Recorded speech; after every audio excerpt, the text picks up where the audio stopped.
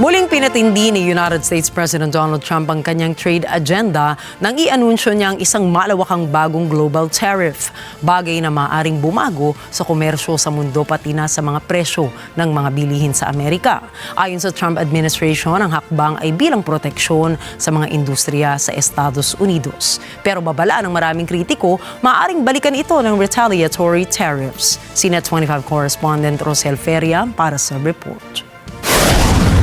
Sa isang malaking policy shift, inanunsyo ni Pangulong Donald Trump na magpapatupad siya ng panibagong baseline tariff na 15% sa maraming imported goods. Hakbang na anya ay magpapalakas sa domestic manufacturing at magbabawas sa pagdepende ng US sa foreign supply chains. Tinawag itong necessary correction ng Pangulo ukol sa anyay dekadekadang panlalamang sa kalakalan laban sa US. Maaapektuhan ng taripa ang mga import mula sa major trading partners tulad ng China at ibang miyembro ng European Union. Marami ang naalarma sa posibleng pagganti, natatamaan naman ang American exports, partikular ang industriya ng agrikultura, mga sasakyan at teknolohiya.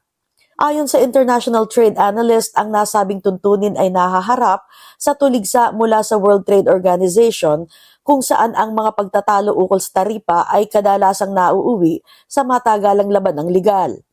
Samantala dito sa bansa, nagbabala ang mga ekonomista na agad na mararamdaman ng mga mamimili ang epekto nito dahil sila ang sasalo sa mataas na import cost. Maaari ring paguluhin ng hakbang na ito ang inflation trends.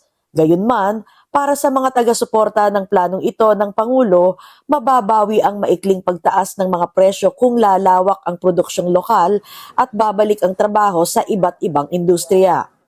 Ayon sa administrasyon, maaaring simulan na ang bagong taripa sa darating na mga linggo.